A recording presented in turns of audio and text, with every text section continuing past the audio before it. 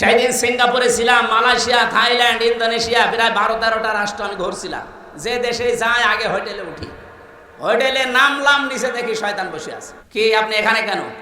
হুজুর আমি আগেই পালিয়েছি, আমি ভাব দেখে ফেলেছিলাম যে 3 তারিখের পরে অবস্থা ভালো না, ওই বিকালে আমি চলে এসেছি। কেন আসলেন? আপনার তো 620টা বাড়ি ওই চট্টগ্রামে বাড়ি, 620টা বাড়ি বানিয়েছে শয়তান। ওই মালয়েশিয়া ওর সাহেব পাড়া আছে, কিন্তু তালা লাগানো থাকে না।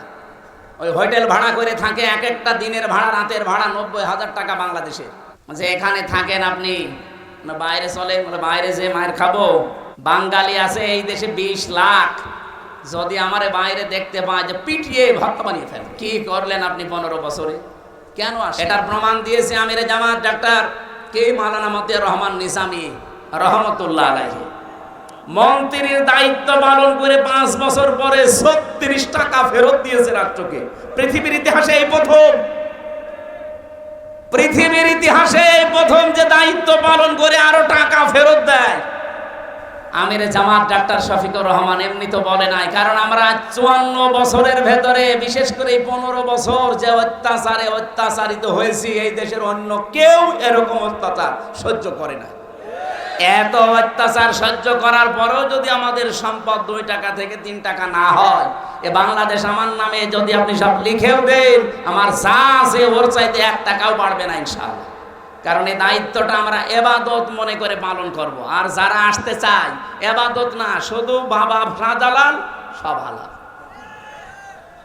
যাদের আলাদা কোনো কর্মজীবন নেই, এইটাই যাদের কর্মজীবন, তারা এই লাইনে আসলে মাস্ট বি দুর্নীতি করবে।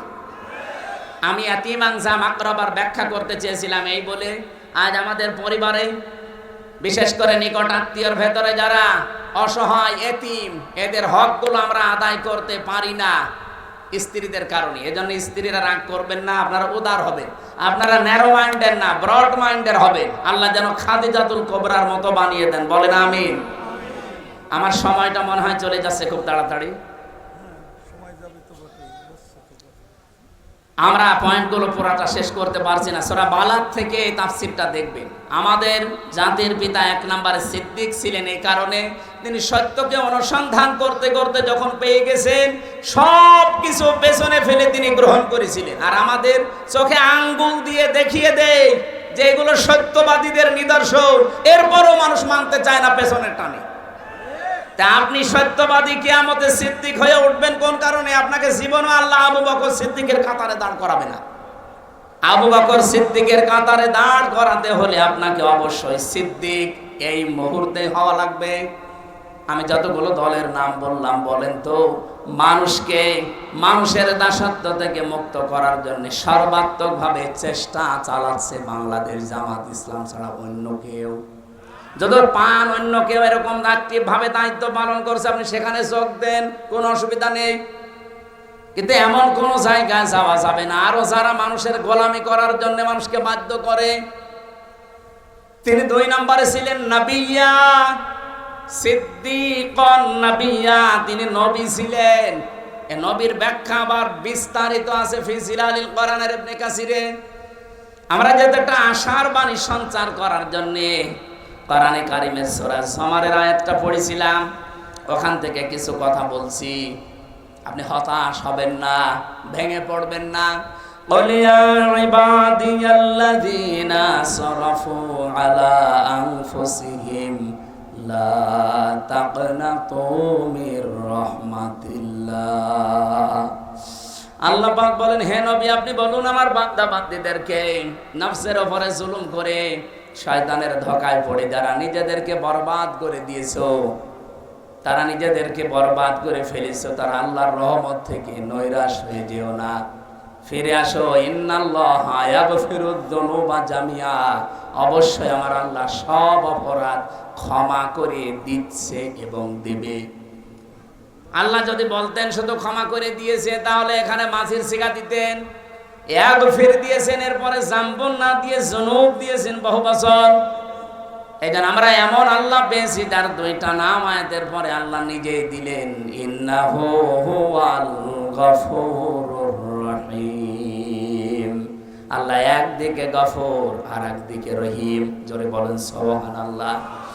এই যে বিশাল একটা ক্ষমা, আপনি হিসাব করে দেখেছেন, ইন্নাল্লাহা, অবশ্যই আল্লাহ, ইয়াগফিরুজ যুনুবা জামিআ, আল্লাহ ইয়াগফিরুজ যুনুবা পর্যন্ত দিলেই তো আমরা অর্থ করে ফেলতাম, আবার জামিয়া দিলেন কেন? একটা গুনাহ আপনার বাকি থাকবে না যদি সত্যি আপনি আল্লাহর কাছে তওবা করে ফিরে আসতে পারেন। এখন তাওবা কি? এই বাংলাদেশে এই শব্দটা নিয়ে বেশি ভেজাল আছে। এখানে আল্লাহ আয়াতের পরবর্তীতে এই যে ক্ষমার বিশাল ঘোষণা আল্লাহ দিলেন, এই ক্ষমা যদি কেউ পেতে চান, আল্লাহ বলেন দুইটা শর্ত মানা লাগবে আর একটা সময় মেনটেন করা লাগবে। ওয়ানিবু ইলা রাব্বিকুম ওয়াসলিমু লাহু মিন ক্বাবলি আইয়াতিয়াকুমুল আযাবু সুম্মা লা তুনসারুন। এই ক্ষমা পেতে হলে, কোন ক্ষমা? আপনি তওবার যে ক্ষমা আছে, তওবার ইস্তেগফার কিন্তু এক না। আপনি সব সময় আস্তাগফিরুল্লাহ আস্তাগফিরুল্লাহ পড়তে পারেন, আপনার গুনাহ মাফ হবে। কিন্তু তাওবা যদি কোনো মানুষ করে, আর এই ক্ষমা যদি পেতে চান, তাওবার ক্ষমা শুধু তওবা করলে অপরাধগুলো আল্লাহ মাফ করে না, পুরা জায়গাটা আল্লাহ নেকি দিয়ে পাল্টিয়ে দেয়। ফাউলাইকা ইউবাদদিলুল্লাহু সাইয়্যাতিহিম হাসানাত। এই মানুষগুলোই তারা যাদের অপরাধগুলো আল্লাহ পাল্টিয়ে বদল করে পুরাটা নেকি দিয়ে ভরাট করে দিয়েছে। তাওবা এটা মহান। এই ক্ষমা, এই তাওবা যদি কেউ গ্রহণ করাতে চায়, এক নাম্বার শর্ত হচ্ছে ওয়ানিবু ইলা রাব্বিকুম, তাকে রবের দিকে ফিরে আসা লাগবে, আমাদের জাতির পিতা ইব্রাহিমের মতো।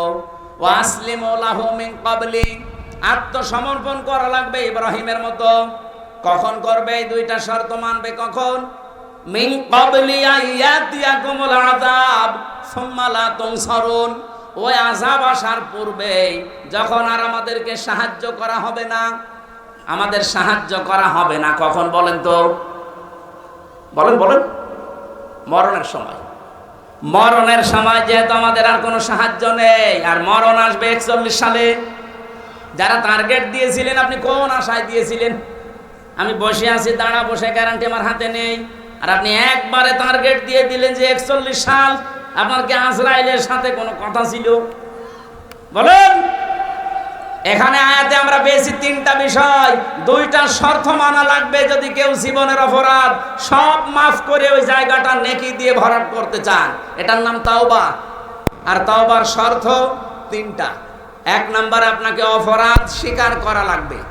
বাংলাদেশে এই সিস্টেম নেই। অপরাধ করে একজনের কাছে, স্বীকার করে আরেকজনের কাছে। এই যে এখন হজে যারা গেছে, দেখেন কাবার গিলাফ ধরে কাটতেছে। আরে ভাই, আপনি কাবার গিলাফ ধরে আল্লাহর কাছে কাটবেন? আপনি কি অপরাধ আল্লাহর কাছে সব করেছেন? এই 15 বছরে যারা ভোট দিতে দেয়নি, তারা অপরাধ করেছে এই দেশের 18 কোটি মানুষের কাছে। এক কথা বলেন না কেন? আর আপনি এখন কাঁদছেন যে আল্লাহ আমারে মাফ করে দিন। জীবনেও আপনাকে আল্লাহ মাফ করবে না। আপনি কি আল্লাহর কাছে দোষ করেছেন? আমার 33 বছর বয়স। আমি 18 বছর থেকে ভোট দিতে আরম্ভ করলে 3 বার ভোট দিতে পারতাম, একবারও পারি না। এই 15 বছরে যারা দায়িত্ব ছিল, এরা কি বৈধ আমার দৃষ্টিতে না অবৈধ? আপনাদের দৃষ্টিতে আপনি বৈধ বলেন, আপনি যেভাবেই হোক, মরা মানুষ তো ভোট দিয়েছে, কিন্তু আমি তো পারি না।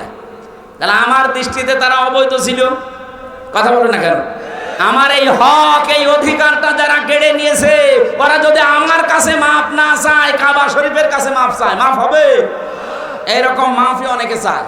এই জন্য তাওবার প্রথম নিয়ম, অপরাধ যার কাছে স্বীকার করবেন তার কাছে। আর এইটাই বাংলাদেশে এস্টাবলিশ করা লাগবে আগামীতে।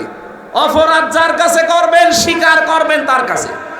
2 নম্বরে অনুশোচনা করবেন, অনুতপ্ত হবেন। 3 নম্বরে জীবনে এই কাজ আর করবো না, ফিরে আসলাম, এর নাম তাওবা।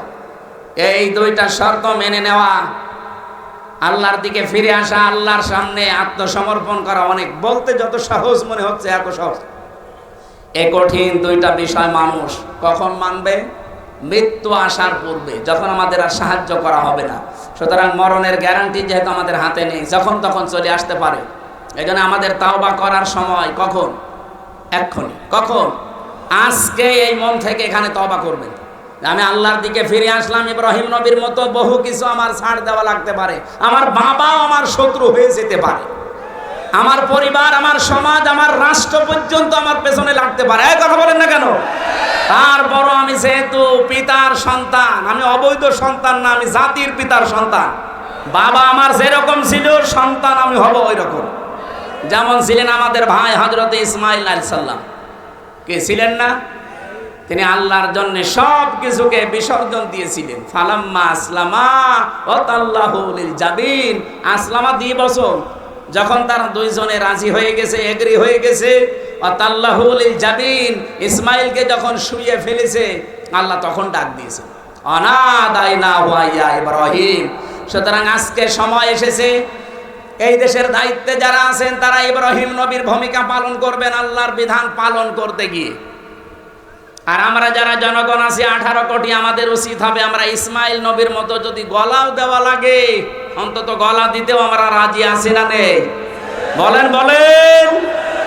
অবশ্যই আমাদের আশা আগামীতে এই দেশে আল্লাহর এই কোরআন 56,000 বর্গ মাইলে কায়েম হবে ইনশাআল্লাহ। সে আশাবাদ ব্যক্ত করছি। আর তাওবার যে নিয়ম বললাম এটা আমি সহ প্রত্যেকে যেন মানতে পারি।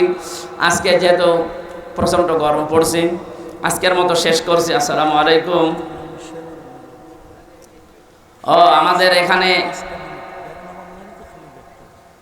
একটু তাড়াতাড়ি করে আসসালাম, এটা দাও, এই কেউ উঠবেন না, মোনাজাতের আগে কেউ উঠবেন না, অনুরোধ। মোনাজাতটা করে যান, মোনাজাতটা করে যান।